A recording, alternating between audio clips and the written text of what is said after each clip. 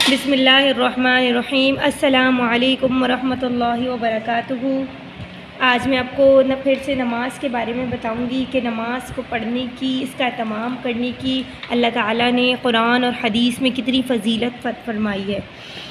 عن ابی قتادہ بن ربیع قال قال رسول اللہ صلی اللہ علیہ وسلم قال تبارک اللہ اذا افترضت علی امتک خمس صلوات وعہدت۔ حضور اقدس صلی اللہ علیہ وسلم کا ارشاد مبارک ہے، میں نے اب تمہاری امت پر، اللہ کا خوب ارشاد ہے، آپ صلی اللہ علیہ وسلم کس کا ارشاد نقل کرنا ہے؟ اللہ تعالیٰ کا، کہ میں نے تمہاری امت پر 5 نمازیں فرض کی ہیں، جو شخص ان 5 نمازوں کو ان کے وقت پر ادا کرے گا اور اس کا اہتمام کرے گا تو اس کو میں اپنی ذمہ داری میں جنت میں داخل کراؤں گا، اور جو شخص اس کا اہتمام نہیں کرے گا اس کی میرے اوپر اللہ نے کہا کوئی ذمہ داری نہیں، وہ میرے ذمہ ہے ہی نہیں۔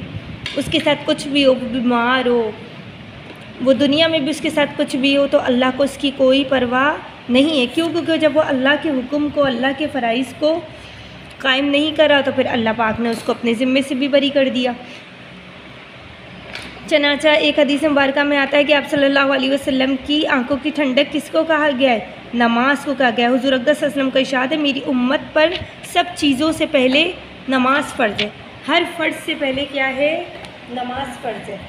قیامت میں سب سے پہلے کس کا حساب ہوگا؟ نماز کا ہوگا۔ نماز کے بارے میں اللہ سے ڈرو، نماز کے بارے میں اللہ سے ڈرو۔ آدمی کے اور شرک کے درمیان نماز حائل ہے۔ اسلام کی علامت نماز ہے۔ جو شخص دل کو فارغ کر کے اوقات اور مستحبات کی رعایت رکھ کر نماز پڑھے وہ مومن ہے۔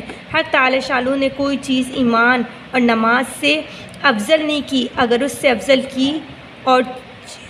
افضل کوئی اور چیز کرتے تو اللہ پاک کس کو حکم دیتے؟ پہلے فرشتوں کو دیتے، بلکہ اللہ پاک نے کیا فرمایا کہ نماز تو دین کا ستون ہے، اور نماز یہ جو شیطان کا منہ کالا کرتی ہے۔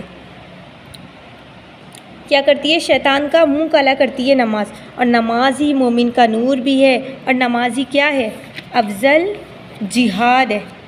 اور جب کوئی آفت آسمان پہ سے اترتی ہے نا تو وہ مسجد کے آباد کرنے والوں پر سے ہٹ جاتی ہے۔ اگر آدمی کسی وجہ سے جہنم میں جاتا ہے تو اس کی آنکھ سجدے کی جگہ کو نہیں کھاتی۔ اللہ نے سجدے کی جگہ کو حرام فرمایا ہے، آنکھ کو چھو لینے سے بھی، کہ آنکھ اس کو چھو بھی نہیں سکتی، کہ سجدے کی جگہ کو آنکھ پر حرام فرما دیا۔ سب سے زیادہ پسندیدہ عمل اللہ کے نزدیک وہ نماز ہے جو وقت پر پڑھی جائے۔ کچھ لوگ پڑھ تو لیتے ہیں لیکن کیا کرتے ہیں؟ سستی کرتے ہیں، اور جب آدمی نماز کے لیے کھڑا ہوتا ہے نا تو جنت کے دروازے کھل جاتے ہیں۔ اللہ تعالی شانوں کے اور اس نمازی کے درمیان پردے ہٹ جاتے ہیں جب تک کھانسی وغیرہ میں کیا ہو؟ مشغول نہ ہو۔ اور نماز کا مرتبہ دین میں ایسا ہے جیسے سر کا درجہ بدن میں ہوتا ہے۔ چنانچہ جیسے ایک حدیث مبارکہ میں آتا ہے کہ آپ صلی اللہ علیہ وسلم نے فرمایا صحابہ کرام سے کہ ایک جگہ ہو، وہاں پہ نہر جاری ہو، اس کا پانی بھی گہرا ہو اور غسل بھی کرتے ہو اس میں 5 دفعہ، تو اس کے جسم پہ کوئی میل کچل باقی رہے گا؟ تو صحابہ کرام نے عرض کیا کہ نہیں، تو آپ صلی اللہ علیہ وسلم نے فرمایا کہ نماز کی مثال بھی ایسی ہے کہ انسان کے جسم پر کوئی بھی گناہ کیا نہیں رہتا؟ باقی نہیں رہتا۔ جو 5 نمازوں کا اہتمام کرتا ہے، جو شخص 2 رکعت نماز پڑھ کر بھی اللہ سے کوئی دعا مانگتا ہے نا، اللہ تعالی شانہ اس کی وہ دعا قبول فرماتے، خواہ وہ فوراً ہو یا کسی مصلحت سے کچھ دیر کریں، مگر اللہ پاک اس کو ضرور قبول فرماتے۔ نماز دل کا نور ہے، نماز چہرے کا نور ہے۔ جو شخص اچھی طرح وضو کرے، اس کے بعد خشوع خضوع سے 2 یا 4 رکعت نماز پڑھ یا نفل پڑھ کر اللہ سے اپنے گناہوں کی معافی مانگے تو اللہ تعالیٰ اس کے گناہ معاف فرما دیتے ہیں۔ نماز کے بارے میں اللہ سے ڈرو، نماز کے بارے میں اللہ سے ڈرو۔